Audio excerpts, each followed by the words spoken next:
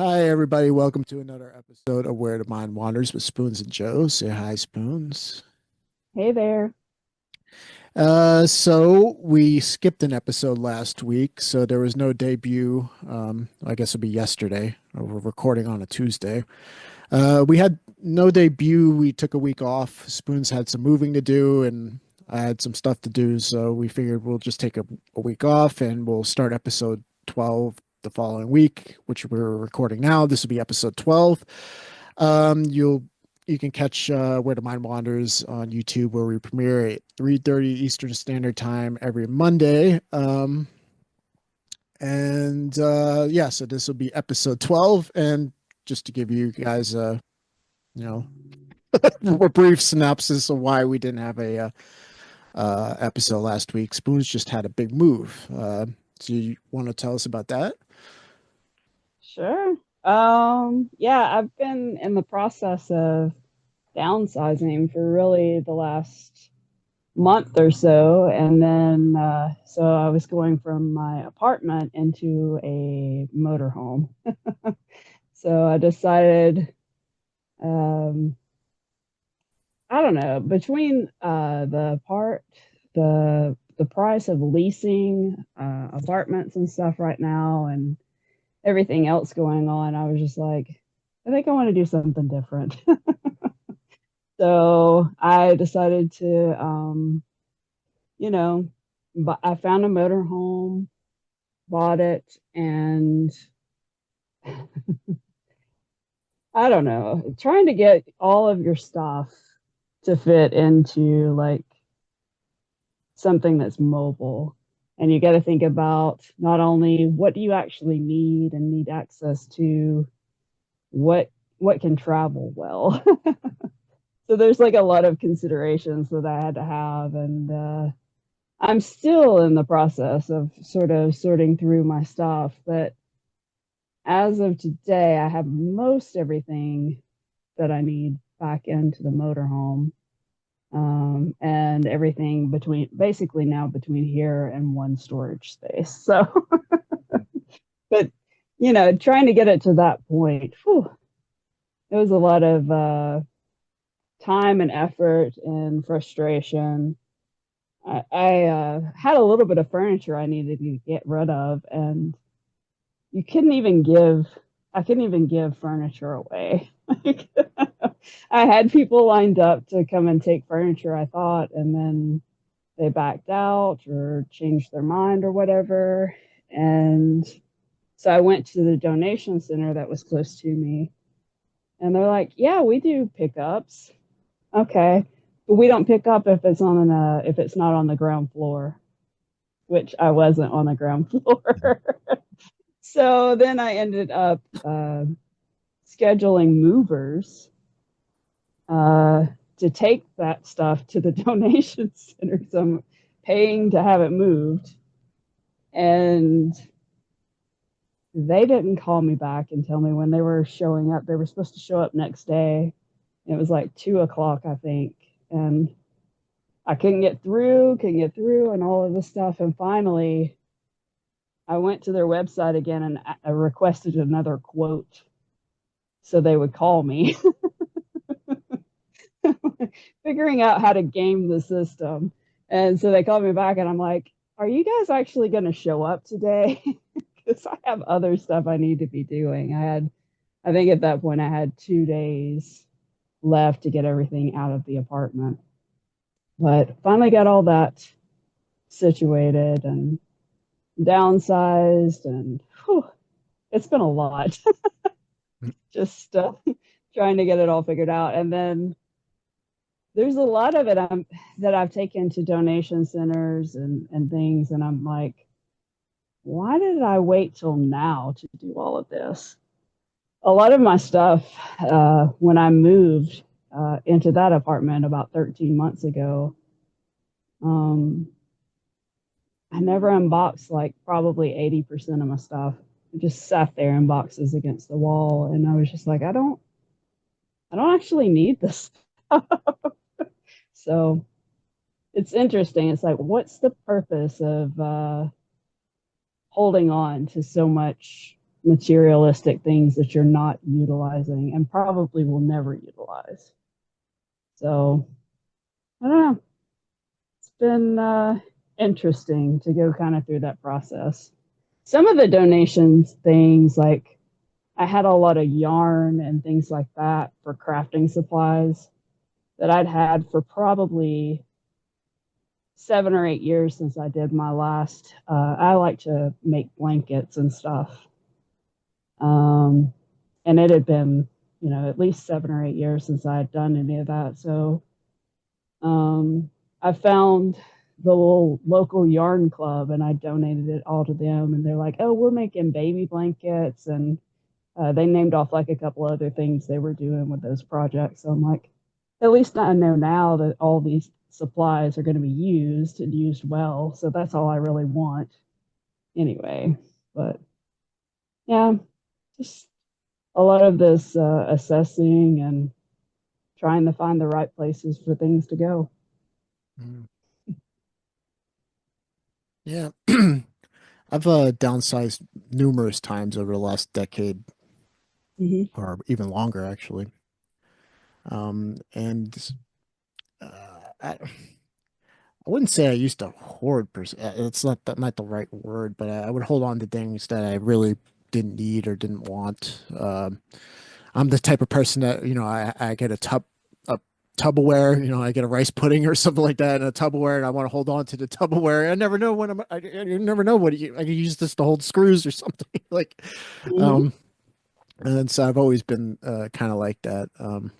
Yeah, it actually drives my partner, Sandra, it drives her nuts. Like that, I try to hold on to jars and Tupperwares and stuff like that.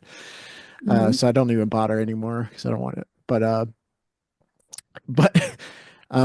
yeah, over the years, is I've been at first I was forced to downsize numerous times. Um, like when I moved from Florida up to Philadelphia when I was what 20, 21. Um, I only had so much room in this pickup truck that I was driving up there, so I pretty much I took what I thought was essential and I moved it all up there, and everything else I either sold or gave away or threw out. And um, when I went into the army, like I literally left like instruments at different family members' houses and different things I owned and at different places. They either threw it out or used it themselves, got rid of it or whatever. I remember going into the army with just two duffel bags full of mostly clothes. That's all I had going into the army. That's all I owned in the world. Um, and you know, skip ahead. I come back from Afghanistan, and I have this barracks room now, and I had a good amount of money from my deployments. I would uh, bought all kinds of things, a stereo system, a TV, stuff like that. Um, and I took everything with me into when got out of the army and first moved in with Sandra. I took everything with me and I accumulated more stuff and more stuff and more stuff. Um, and at some point, around the time I really started getting into for lack of a better term, spirituality and stuff like that. There came numerous times over the years where I kind of voluntarily, I wasn't forced like in the past, but I voluntarily would get rid of stuff.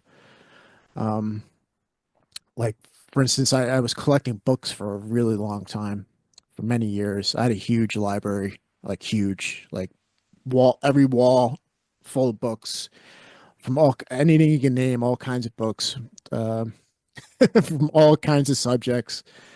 And the first time I had to move with all those books, I filled up the car with just books, Yeah. bags and bags and bags and bags of books. We're talking like probably 1,000 plus books. I'm no joke. I was like a hoarder of books, like a hoarder of knowledge or information rather. Um, And one of the first things that came to my mind of voluntarily downsizing is I got rid of like 80% of these books. I just looked at them one day and I realized I'm not going to read any of these most of these books. Like, I'm not going to read them. At the very Mhm. most, I might pick one off the shelf, look at up something I wanted to look up real quick, and then never touch it again. Yeah. I mean, I accumulated these books in all kinds of manners, but most of them I bought. Um, Yeah. and I don't even know how much of my money, my hard-earned money, I spent on these books over the years. I would just see a Hmm. book and oh, $40 for this book. And then I get this book and when I first got it, it's like opening the Christmas present. Like I got many of them off of Amazon, for instance, and you know, you get the box and you're like, oh, this book, and you're like flipping through it for like one time, and then you're like, oh, and I was got very orderly anyway, so I had everything organized into genres of different subjects, Hmm. um, and most of them I never touched again. They did come in handy when I was going through university when I was working on the bachelor's degree because I had all these books that I would source. Even if I've never read the book, I would use it to source like an argument, an essay, or something like that. And like where most of the the my fellow students were like sourcing things off the internet and whatnot, I had all these actual books like that I would source and the whole 9 yards or APA format or whatever what I usually used, and I had all like this whole bibliography of citations or whatever footnotes in the back of all these books that I had on my shelves, and my even my professors like how do you get where do you get these books from? Like, you go to the library? I'm like, I have a library, man. Like, it's Yeah. um and yeah, I got rid of about 80% of them one time. I I packed them all into a bunch of shopping bags. I only kept the ones that I liked or that I know I knew 100% that I would read, and I just gave the other 80% to the local library. And I live in Hmm. Germany, so I just and there was no one at the library when I needed to drop these books off, and so I just put them in a bunch of like these shopping bags, and I dropped them in front of the library, and they have all of a sudden a librarian showed up, and they have like 1,000 books in English. Yeah. um, That's so funny. so, but yeah, and then I've even with my books, I've thinking about it, I've downsized multiple times. At this point, I don't know. Altogether, I probably have like 20 books, and they're books that I've read front to cover before for the most part anyway. And Hmm. there's books I keep returning to because I found great value in them, and yeah, just I don't hoard books anymore or anything. I have I'm very minimalist. I became over the years. Not even intentionally. I just, if I just, I don't know. Like, I don't have much clothes. I have like a couple weeks worth of clothes. I rotate. Um, Hmm. Most of those clothes, are good. Probably half of it I still have from when I was back in the army. I got out, what, 12 years ago or Hmm. 13 years ago. And, I get like a new shirt or pair of jeans for Christmas, and that just adds on my wardrobe. But I looking around is like I don't have anything. I got like my musical instruments and um the studio I built up during the Corona thing that I've been working on music. Actually, I have been doing that again, as his Spoons knows. And I have like these 20 books and like 2 weeks worth of clothes, a couple jackets, and the that's all the stuff I own in the world at this point. And it's like I just I don't know. I don't know what thinking back of my life in the past. I don't know why I had so much stuff. Like um and I don't know. I met people before that were true minimalist. Um Hmm. I knew this I lived in this little village. This lady she was like into like shamanism stuff like that, and she actually had the coolest apartment ever. She lived in like this attic apartment, so it was just one giant room, and she had a hammock that she slept in that hung from the rafters, and she had her little kitchen area, and then she had her like shaman stuff, like her big gong, like stuff like that. But it's like you walked in and it was like open space. I remember going in there feeling, wow, this has just a cool, was that feng shui or whatever, like just a cool Hmm. flow of energy. And she's like, yeah, I have a philosophy. If I don't use something within 3 days, I get rid of it or give it away.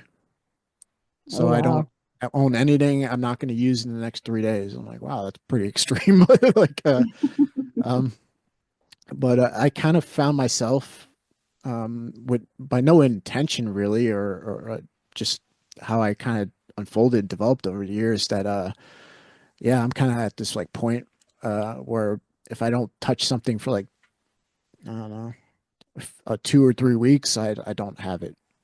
Like Yeah. the only exception would be for a while I didn't really use my studio or well, the studio I did for the computer and stuff, but like my instruments until like recently, for like a year and a half, I didn't really touch that much. But other than that, like everything I have, I'm going to use in the next 2 or 3 weeks for sure, just by patterns of the past. And I don't know. I think it really does give you space, like Hmm. internal space to not have so much clutter, Yeah. or to hold on to things or hoard things or however you want to phrase it. Because Hmm. that's what a lot of people in society do. I mean, not to judge. Like I said, I did it for years. I didn't even intentionally wind up. I wind up like this. It just happened. Hmm. But a lot of people do hold on to stuff, stuff they'll never need in storage or whatever. And Yeah. yeah, I don't really, at this point in my life, see the point of that. Yeah. Yeah. I definitely have a goal with my storage space, um, to have it emptied before a quarter of the year passes. Hopefully, I have it done way quicker than that so I can actually travel down the road.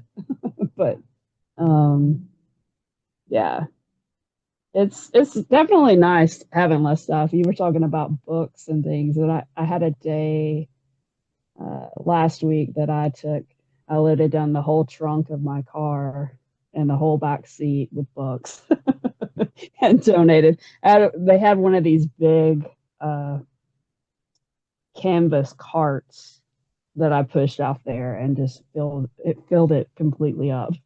It's like a probably like a 3 foot by 5 foot, and I don't know how deep it was. It was a big cart. Mm, So I'm still. We have this thing in Chattanooga. It's called McKay's. So it's a resale shop. So you don't donate. They'll give me something for those books, um, but it won't be much. I told somebody I gave them that huge cart of stuff, and I'll probably get like $15 or something, which I don't care. uh, I but yeah, I don't know. I went through and I was just like a lot of this stuff that I used to read and collect. I don't read that kind of stuff anymore. I have like a lot of like John Grisham type books, stuff along those lines. And then I had like a vampire phase where I was reading all the little vampire books that were popular around a decade ago. And I haven't looked at any of that stuff in so long. So I was like, eh, there's no point in hanging on to all these stuff. And then I had still like most of my textbooks from college, mm, kept all of them. And, there was a couple that I still did kind of look at every now and again, but I got rid of most of those because I'm like, I kept like maybe 2 or 3 books, but I probably had like 30 mm, from my college days. And it's like, what was the reason to hold on to these particular books? And I don't know if it was like trying to hold on to that period of time or something. Mm, Um, I really couldn't decide, so I was just like, but I knew I was ready to let that stuff go. Um, it's just interesting as you, because when you start reevaluating everything, and you're like, well, why did I hold on to this for mm, so long? What's the meaning behind it? And a lot of it's just, I don't know. I couldn't really come up with a good reason to hold on to it. So, but I still probably have about 50 books. yeah. I, Well, I didn't get rid of all of them. well, man, I don't know what it was with the books with me because it wasn't holding on to like the past in my case. It was, I don't know. Like I said, I don't know. I would spend like compulsively for a lot for a few years there, like compulsory, like like Mm-hmm. 20, 30% of my paycheck on just books, new books. Like, Mm-hmm. or, if I could get them used, I would get them used too. If they're, you get them cheaper, even on Amazon, you get them cheaper if they're used. I don't care if they're used as long as I can Yeah. still read them. But, Mm-hmm. but I don't know. It was like for years there, I was spending like 20, 30% of my paycheck on, just books, building up this library for all these books I would never read that I just had a vague interest in it. I'd be like, oh, I want that book, click. Or go to the bookstore Mm-hmm. and say, oh, that looks cool. I'll buy that. And um, I don't know. It was something very compulsive, compulsive in my case, Mm-hmm. about buying all these books. Um, it was very impressive. People used to come in and like, wow, you have a lot of books. Like, um, I remember you asked my friend Jeff, he helped me move when I moved that one time. He helped me move all these books. How many bags Yeah. and bags and bags and bags of books he helped me move. Um, Mm-hmm. but I don't know. It was something about it. It was compulsive. That's all the way I could put it. Like Mm-hmm. when I finally was like had the like this awakening moment where all of a sudden I realized, why do I need all these books? Like these books I Mm-hmm. never going to read. Why do I need them?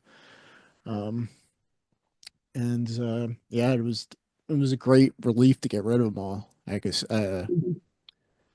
Um, and yeah, I guess I was saying earlier, if I don't have something for no, I do have about 20 books. They're mostly like different holy scriptures. Like I got a copy of the Vedas and a copy of all the Buddhist sutras and Upanishads and the Bhagavad Gita and pretty much all the books from Hawkins or Ramana Maharshi or Nisargadatta Maharaj, but altogether maybe 20 total books.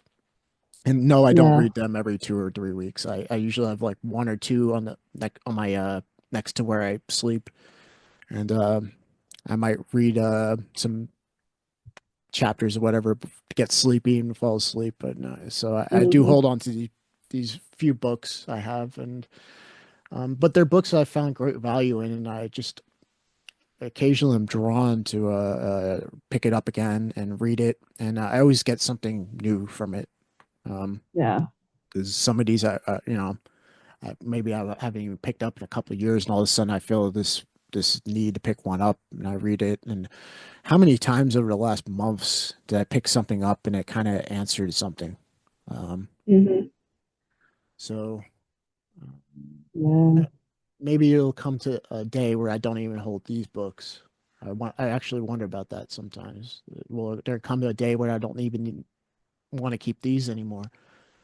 Um, but at the moment, they seem to be serving some purpose.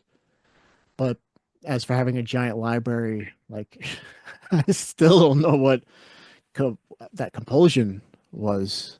Yeah. Mm-hmm. Yeah. It's interesting. Yeah, I used to. I had to get out of the habit of going to the bookstore because I would always come home with books. Mm. It's like I can't just go and browse or whatever. So I just kind of stopped going. But usually, what I do now is I would go to that McKay's, which is our used. It's a huge. It's like a two-story warehouse full. of all kinds of different stuff. So um yeah, I kept a lot of random stuff. I don't know. There's like a lot of yoga um books, and there's like a lot of different philosophies on the energy body. There's a couple of palmistry books. I like, I don't know. There's a just a variety of stuff, and then of course you got like this kind of stuff, Mm. Peter Pan. I don't know. I kept just like a random assortment of. I've got a thing of Grimm's fairy tales too. I Mm. don't know. I have the idea. I want to just start kind of diving back into those. It's been quite a while since I read them, so Those are good. Like yeah. Sandra's actually got the the Grimm's what the Grimm's brothers Mm-hmm. in like a really really old book in German. Because where the stories are, they're like Schwaben, Mm-hmm. I believe. It's a different part of Germany, but Mm-hmm. all these tales, and they're very different than the cartoon adaptations that came later. Yes. Yeah, they're a lot darker actually, and Saunders actually got a really really old one. It's one of the books she has of the Grimm's brothers in German, written like the old like German kind of language and way of talking, Mm-hmm. with some illustrations in there. It's actually pretty cool. It probably is a good collector's item. Oh, I'm Um, sure. yeah. I had all those books in English at one time in my library. Yeah. All these, Yeah. I would say 90% of my stuff was nonfiction. I'm more of a nonfiction person anyway, but Mm-hmm. I did have a lot of different fiction books as well. I had a big collection of that. Um, I Beowulf, love, yeah, yeah, Lord of I the love Rings. stories. So anything that you can get into like classical type storytelling, I love. So but yeah, I think I've got Aesop's Fables as well. Which I think I still have that one. I'm not sure. I have to double check, but yeah, I don't know. I have like a variety of stuff. So, and I'm keeping like something next to the bed now. So I actually do like sit and read a little bit every day. So, Mm, I don't know, kind of interesting. The different habits like that I'm trying to, well, moving into a new space, it's like it changes, it gives you the opportunity to like completely change your whole routine. mm, So I'm just trying to find what is my new routine, and I'm still trying to figure out where do I actually even want, where am I going to end up? Like I'm just staying at this place for a couple of weeks, so I haven't even made up my mind where I'm headed to next. Um, I suppose it depends. I have like a few little repair things I want to do before I start on the road, but yeah, it's kind of exciting to kind of consider where I'm going to yeah. go next. Well, in a way, I kind of envy you in a way, actually. I would actually like to be in that position. You know, the grass is always greener kind of thing. But yeah, Mm, um, I've always been attracted to like a more kind of nomadic way of living. You know, I kind of will like the idea. I don't know what's going to happen next, but you know, because it's a little different when you got a partner. Because it's not just your life. mm, You have to make, you know, I don't have to explain to anyone, I guess, but it's just yeah, there's always kind of been a longing that I kind of would like to live kind of nomadic or not know where I'm going next and not being tied down to anything or anything like that. Uh, mm. It's definitely a little bit different doing it this way. I don't know. I mean, I guess I move so often, you might as well have already considered me nomadic, even though I've pretty much stayed in the same region. I move pretty frequently. So I don't know, that this also makes more sense for that because the money I used to spend on movers and like I don't know, all of this stuff. I'm just like I'm so tired of like so much stuff. Mm. And the last probably 3 or 4 moves, like I downsized each time. Um, but I also downsized the space that I moved into. So it's like it never really felt like I've truly offloaded a lot of stuff because I just couldn't part with a lot of things. I don't know. There's like there's things that people gave me or um well, yeah, I think that was like the majority of the stuff I was stuck on is like gifts that people gave me and they were nice and they were enjoyable for a time, but now they're just kind of like, okay, I'm not getting joy out of this item anymore. So I think it needs to go somewhere else and disconnecting from the guilt of giving away something that somebody gave to me. And I'm just like, if they get upset about it, I don't know. I guess they get upset about it. I can't keep things just to make other people feel some kind of way. And I don't know, that was a really hard one for me, especially like handmade stuff. Um, Mm. but when you have limited space, you got to make decisions. So Yeah. Yeah, I have I offered to give. again.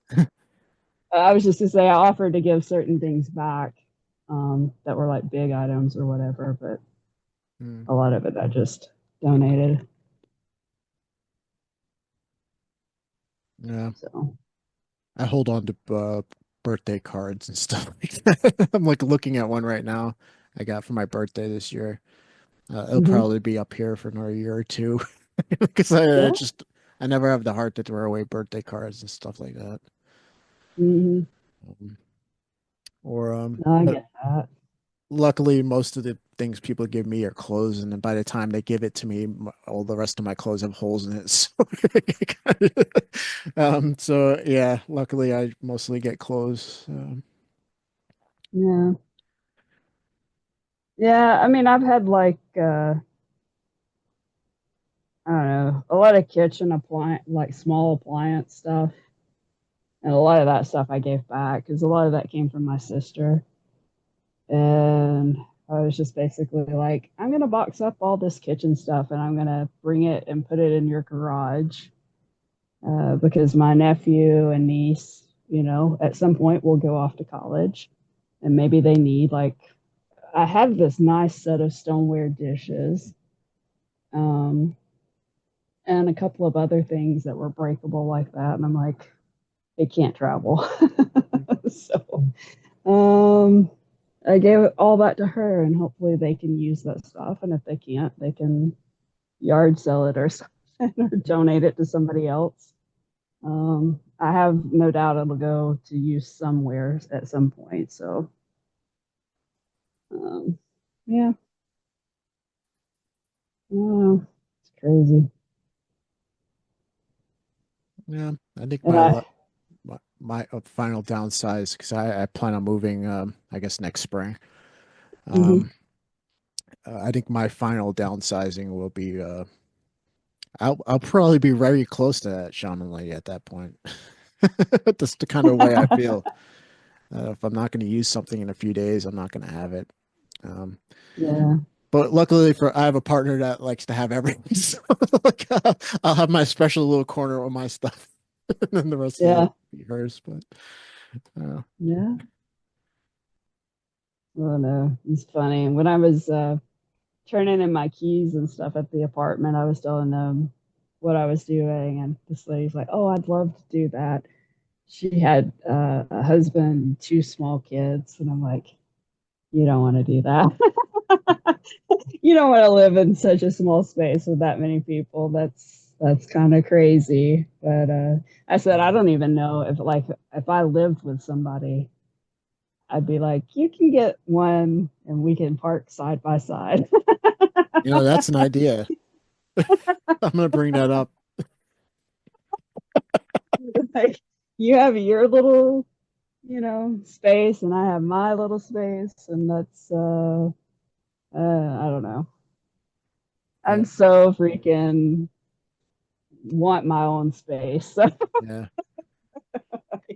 I don't know. That's the only solution I could see if it was to ever, be a thing. yeah. When I we lived in our the house before we moved into this little apartment here. We're renting in this house in this village, and the whole house is basically hers. But I had my one room. It was my Arbeitszimmer, what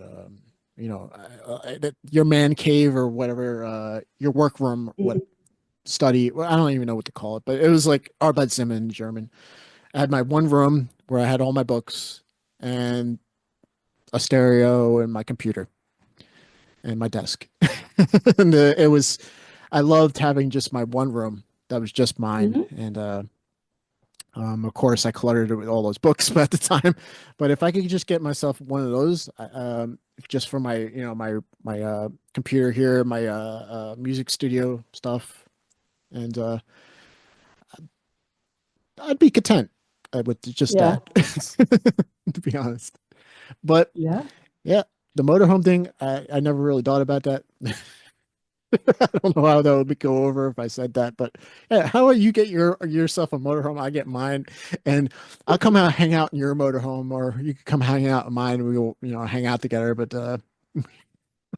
Yeah. I um, don't know. I don't yeah, know if it would really work or not, but I don't know. I think it's good to have your own spaces for sure, mm, especially when it's small spaces. But I don't know.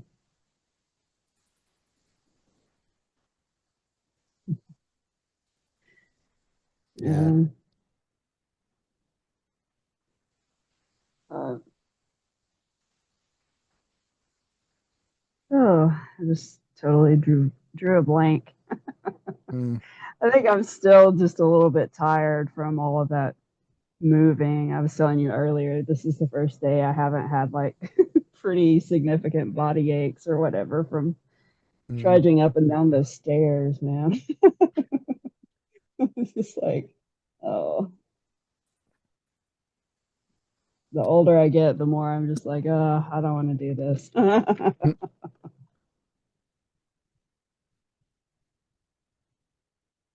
uh, yeah, mm, yeah. Moving is also very stressful. Um, we moved into this little apartment. I don't know, 2018, ended to mhm, sometime in 2018, and we've been here since. But we had moved three times within a couple of years before we came out here. And I have to say, because Sandra and I don't fight like at all. Not to say we don't have disagreements here or there, but it's just, it's like over in like 10 minutes kind of deal. Like, and um, besides that first year, but that doesn't count. But like every time we moved, we were at each other's throats. It's generally a very stressful thing at all to move, um, mhm, especially if you're taking a lot of stuff. So I'd yeah, probably say if I didn't have to lug around so much stuff, I probably wouldn't have been in such a bad mood. Um, mhm, um, and yeah, and then there's like this whole thing with the movers that Sandra hired last time. I was ready to kill this guy by the time we were done. I was so just done. I was just moving, and then it's like in Germany as well. I mean, I guess it's like this anywhere, but when you move into an apartment, you have to give a down payment or whatever. It's usually here, it's like 3 months rent, and it's a deposit, safety deposit. You get it back, or you're supposed to get it back, mhm, when you move out, and uh, in Germany, you might as well just kiss that money goodbye because the landlord will find some way not to give you that money back. Yeah. Uh, and yeah, it was just moving's just stressful, man. Like everything, Mhm. it's just stressful. It Uh, can be. yeah. I don't know. I pretty much had it down to a science because I move so often. But this one kind of messed me up a little bit because it was going into such a small space and I didn't have it calculated. Just yeah, when you don't have a place to actually put big furniture, it kind of it kind of messes stuff up. But um, I'm not gonna miss any of those things. That's for sure. I I donated like 8 garbage bags of clothes, and I still have so many clothes. I'm just like, I'm gonna have to go through that a little bit more and either do like a winter wardrobe in a box or something. I'm not exactly sure how I'm gonna do that just yet, but I mean, I would say 80% of it I don't wear anyway because I pretty much wear the same stuff. Um, I actually did throw a lot of things away though. There was some of the stuff that I've been wearing, and I'm like, that looks pretty bad.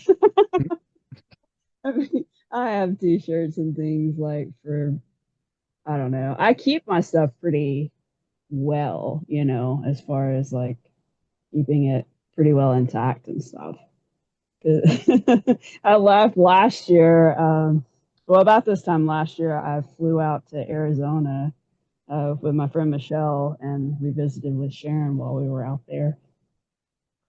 And I was laughing because some of the clothes that I wore in those pictures were the same exact clothes that I wore in the meetup in Sedona, and I think that was 2022. So it's like I'm just still wearing the same exact weekly rotation of clothes for the last, I don't know, 5 years or something like that. It's pretty funny. So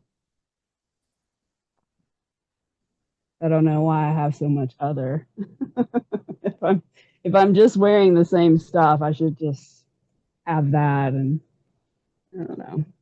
Kind of hard to I guess offload some of my dresses and things like that I used to have for the office when I worked for the insurance company for a bit. But I at least downsized a lot of that. So I don't know. It's hard to get rid of some stuff, but I guess I'm still figuring it out. Yeah, there's something I just, as we're having this conversation the last 40 minutes or whatever, like it's just something on the tip of my tongue, something I just can't articulate just yet.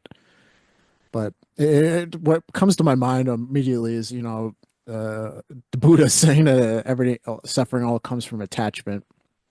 And Hmm. it's almost like these moves that we periodically take, whether it's a physical move, often it is, or a change in us, like I was describing when I just had to get rid of my books. That wasn't facilitated necessarily by a physical move, but it was, I don't know, man. It's almost like when something shifts, it kind of sheds a light on all your attachments, and the more attachments you have, the more you suffer. Because, like I was Yeah. trying to say earlier or before, is like I didn't have so much stuff I had to move around. And in my case, it wasn't even at that point last time we moved my stuff. I guess, the couch and stuff is our joint stuff. Okay. But Hmm. left to my own devices, I probably wouldn't even have all that kind of furniture either.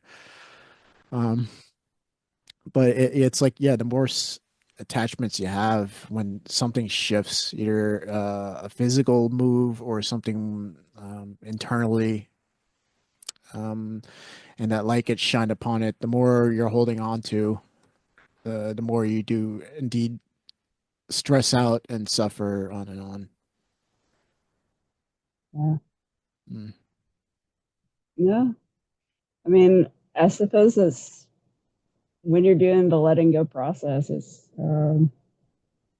all of that, just finding what you're attached to and digging into those reasons why and deciding are they still valid or not. It's interesting because it's like when you find a lot of it just doesn't actually have any meaning. It's just Mm. habit more than anything else. Yeah, and that's pretty much what any attachment is, whether it's a physical object or even all these things we're holding internally are you know thoughts are things, emotions are things. These are objects as well, in a sense. Um, I don't know where I was going with that. Um, it it really is the holding on to these things that I really lost my train of thought. I was going somewhere profound with this, but I lost my train of Oh thought. no. Uh, uh, yeah, Yeah. Mm.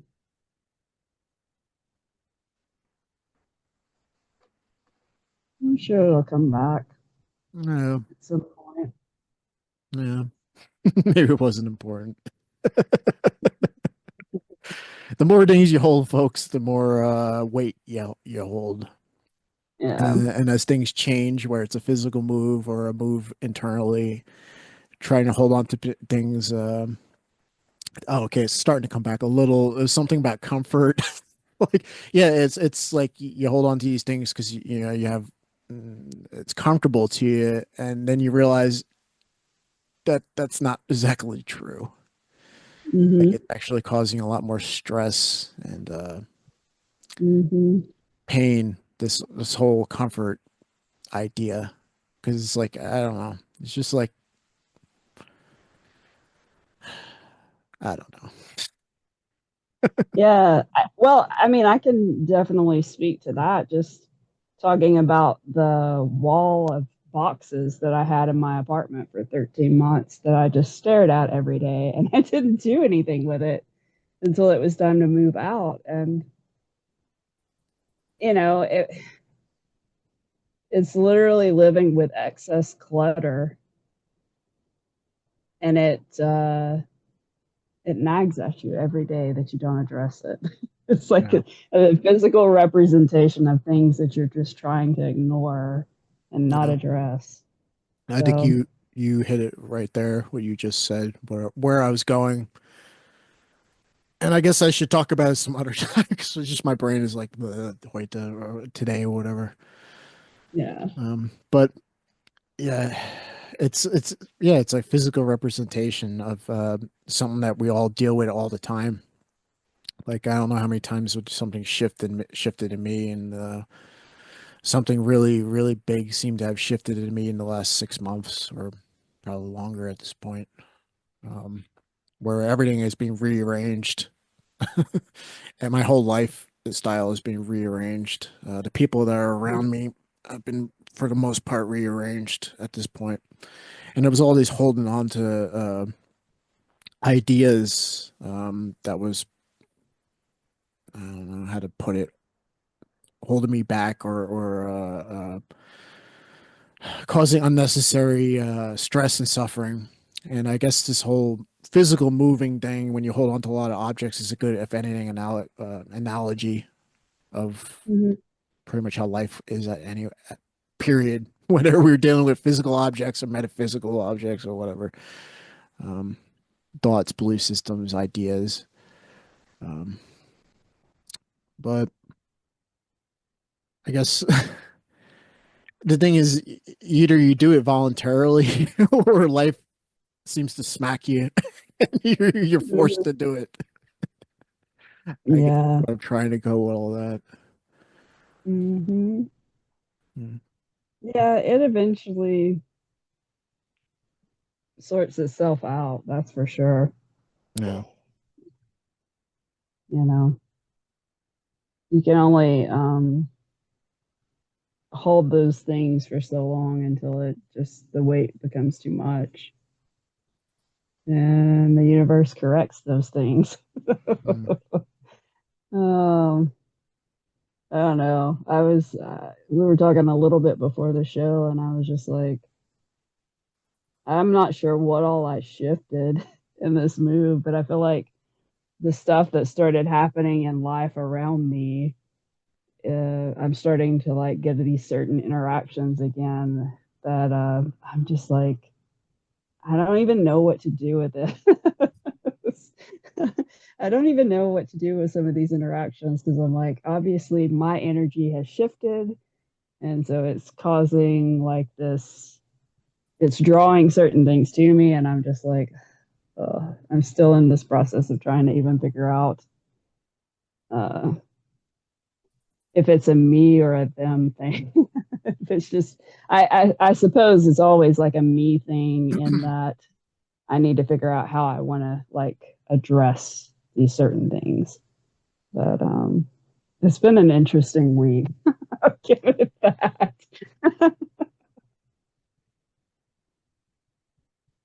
Yeah. Said moving is just every Yeah. there's so many, I'm looking forward to moving into a bigger place next year, but at the same time, I'm like, because it just, Just gives uh, you more room to accumulate more stuff. no, no, I want more space around me. I want to live, in just an open space, swinging from a hammock. Yeah. I'm telling you, I'm still curious about these people that go and live on a cruise ship year round. I'm just like, mm, they literally just have the bags they're rolling around with. So I'm like, I don't know if I could get, I suppose I could get my stuff down to that. This could be like an effort to get me towards that. I don't know. But yeah, there's definitely very minimalist ways to live if you want to do that. mm, yeah, it could be done. I was pretty much well, besides when I first got back to that barracks room, I did accumulate more stuff. But in the army, you have a couple bags and that of stuff and your gear, and that's it. And I got used to living like that for a while. The only Hmm. thing I personally had would have been, I guess, my laptop or whatever. Hmm. But it's doable, and I kind of miss it in a way. Um, I truly would like to get myself back down to that someday. Um, then again, I don't know. We'll see how life unfolds. Yeah, yeah. Mm, That's how it's supposed to be. I'm sure you'll find the way to get there. yeah, we'll see. So then I was just kind of saying that I'm looking at my music studio here. I'm like, yeah, I don't know if I could, if I wanted to keep this stuff, I don't know if I could do that. Like, so, Yeah. yeah. Because, yeah, if you would have talked to me a couple months ago, I would have said, I probably won't do music anymore. I don't have the feel for it anymore. But then the last couple weeks, I have been doing it again. Hmm. So it's been fun. Yeah. But then again, even that, um, I've seen like people's setups where they have like a little MIDI keyboard that just has like two octaves. It's not even that big. It's like that, and then technically you just have a laptop and um, Hmm. one guitar on your back. Like, and, I guess it could be done even downsizing. But Yeah. That's one thing I haven't offloaded yet is my keyboard. I have a full size yeah, piano keyboard, and I'm just like, I still haven't figured out exactly where I'm setting it up, but mm, if I can keep it in here, I'm keeping it in here. Yeah. I'm still arranging stuff, so we'll see.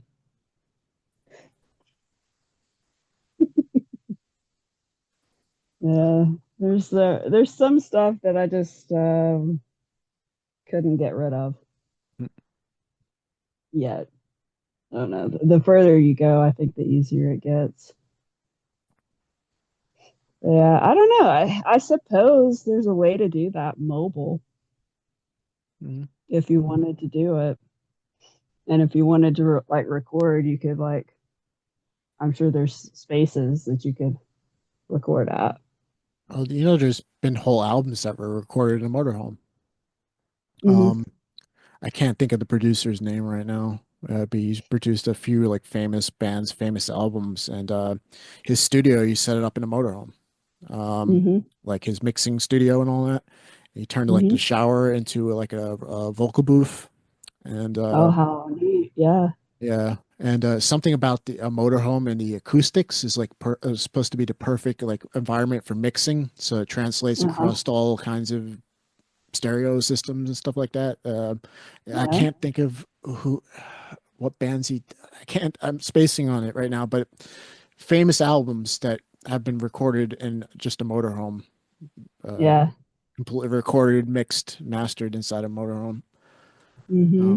and not a professional. Well, he turned it into a professional thing. Yeah. Um, yeah. It's interesting. I'm sure where there's a will. Mhm.